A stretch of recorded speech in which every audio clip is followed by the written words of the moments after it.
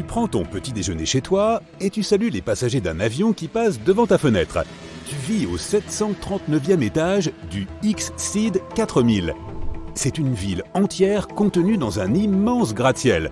Cela semble surréaliste aujourd'hui, mais ça pourrait un jour devenir une réalité.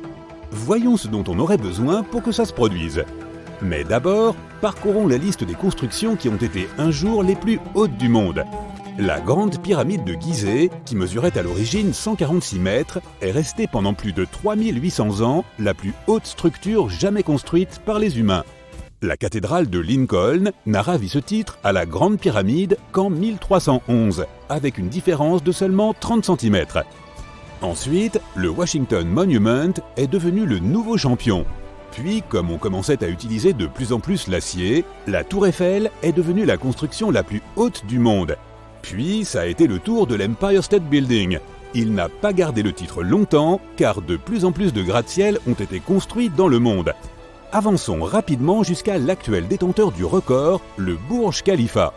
Il compte 163 étages et il est 2 fois plus haut que l'Empire State Building et environ 3 fois plus haut que la Tour Eiffel. Par temps clair, on peut le voir à une distance de 100 km. Il faut 1 minute entière dans un ascenseur à grande vitesse pour passer du rez-de-chaussée au niveau 124, où se trouve l'une des plateformes d'observation. Il a fallu 6 ans pour terminer cette merveille architecturale, qui est devenue l'un des symboles de Dubaï. Son emplacement le rend encore plus admirable. Si tu as déjà essayé de construire quelque chose dans le sable, tu sais à quel point il est difficile de rendre la construction stable. Les ingénieurs ont dû percer 192 trous sous les fondations en béton de 110 000 tonnes de cette construction massive. Ils ont également apporté des millions de tonnes de sable d'Australie. Oui, alors même qu'on est dans un désert, du sable supplémentaire a été apporté car lors des tempêtes de poussière, le sable local devient friable, presque comme de la neige. Le sable australien se tient mieux et se transforme en une base parfaite pour la construction. Grâce à la friction entre le béton et le sol, les piles ne bougent pas du tout et la fondation reste stable. Le même architecte a conçu un autre bâtiment qui est censé devenir le nouveau détenteur du record. La Jeddah Tower, en Arabie Saoudite, est censée mesurer presque 183 mètres de plus que le Burj Khalifa. Une fois terminée, la construction, faite de 80 000 tonnes d'acier, accueillera l'observatoire le plus haut du monde. La tour Jeddah aura 59 ascenseurs, dont certains seront à 2 étages. Le tiers inférieur du gratte-ciel sera composé d'espaces de bureaux. Les niveaux suivants accueilleront un hôtel de luxe. Et les 167 étages restants seront réservés aux appartements. La silhouette rétrécie du bâtiment est censée l'aider à résister au vent et à la gravité. La base sera certainement extra large pour rendre l'ensemble de la construction stable. Seul un tiers du bâtiment a été terminé jusqu'à présent et la construction a été interrompue pour une période indéterminée. Les raisons de cette décision n'ont rien à voir avec la géologie ou le climat. Les humains ont appris à faire face à toutes sortes de sols et de conditions. Par exemple, si on voulait construire un futur gratte-ciel dans une zone sismique active, on devrait le rendre flexible.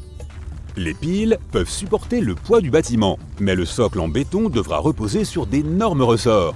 Lors d'un tremblement de terre, le sol va trembler et bouger d'un côté à l'autre, mais les ressorts amortiront et compenseront le mouvement, de sorte que le bâtiment restera en place. Le vent est un autre problème pour les gratte-ciels. Plus le bâtiment est haut, plus les vents l'affectent. C'est pourquoi la plupart des gratte-ciels sont construits pour pouvoir se balancer dans le vent, ou bien ils ont des trous pour permettre au vent de passer à travers, au lieu de venir s'écraser contre la surface du bâtiment. Donc, en théorie, si on a les bons matériaux et suffisamment d'argent, on peut aller aussi haut qu'on le souhaite. Il suffit d'agrandir la base pour rendre la construction stable. Comme notre planète est de forme sphérique, il faudra s'arrêter à un moment donné. Mais même une base de cette taille serait suffisante pour supporter un gratte-ciel plus haut que le mont Everest lui-même. Le X-Seed 4000 devrait s'arrêter à mi-chemin de cette course, à 45% de l'altitude du plus haut sommet du monde. Le mont Fuji a été la source d'inspiration de ce projet, qui pourrait être construit dans le port de Tokyo. Il s'agira d'une ville autonome dans un seul bâtiment, principalement alimentée par l'énergie solaire. Cette ville pourra accueillir jusqu'à 1 million de personnes, et elles n'auront peut-être même pas à quitter leur immense maison, car il y aura aussi des bureaux à l'intérieur. Les ingénieurs devront résoudre plusieurs problèmes pour rendre le projet possible. Comme le bâtiment comptera 800 étages, il y aura une énorme différence de pression d'air entre les niveaux supérieurs et inférieurs. Ils devront trouver un moyen de l'équilibrer pour que les résidents ne sentent rien. Ensuite, imagine le nombre de câbles électriques qu'il faudra pour permettre le fonctionnement de tous les gadgets et mécanismes. Il prévoit de les remplacer par des générateurs d'énergie renouvelable. La base du bâtiment devra avoir un diamètre d'environ 6 km pour supporter son énorme poids. C'est la même surface que la base d'une grosse montagne. L'ouverture au sommet laissera passer un peu d'air et de lumière naturelle à l'intérieur et allègera la charge sur les fondations. X-Seed 4000 détient actuellement le titre du plus grand bâtiment qui ait jamais été entièrement conçu, mais il ne figure pas sur la liste des bâtiments qui seront achevés dans un avenir proche.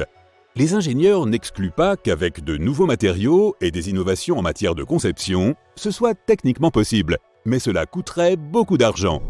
Un autre projet ambitieux, qui n'est pour l'instant qu'à l'état de concept, est un gratte-ciel de 20 km de haut, ce qui correspond à 24 Burj Khalifa superposés. L'auteur de science-fiction Neil Stephenson, qui a développé le projet, a suggéré d'utiliser ce gratte-ciel comme rampe de décollage pour les fusées. L'auteur a étudié la physique avant de se lancer dans la science-fiction, de sorte que le projet pourrait être réaliste avec un acier de haute qualité approprié. Stephenson a affirmé que ce serait le moyen le moins cher de lancer des fusées dans l'espace. Mais les ingénieurs devraient se pencher sur la question des vents qui deviennent assez intenses à une telle altitude. En parlant de voyage dans l'espace, nous n'aurons peut-être même plus besoin de fusées pour y aller dans un avenir pas si lointain. Un ascenseur spatial pourrait nous emmener jusqu'à une altitude de 35 000 km. L'idée a d'ailleurs près de 150 ans, et la NASA et les chercheurs de différents pays sont d'accord pour dire que nous sommes maintenant assez proches de sa réalisation.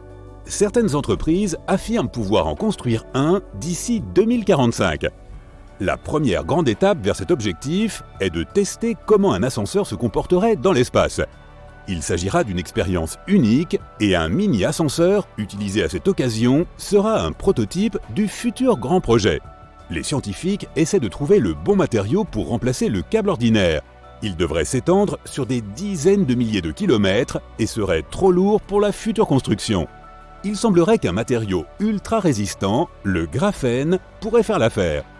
Tester et construire l'ascenseur adapté à l'espace, ainsi qu'un câble suffisamment solide pour le retenir, n'est qu'un aspect du projet.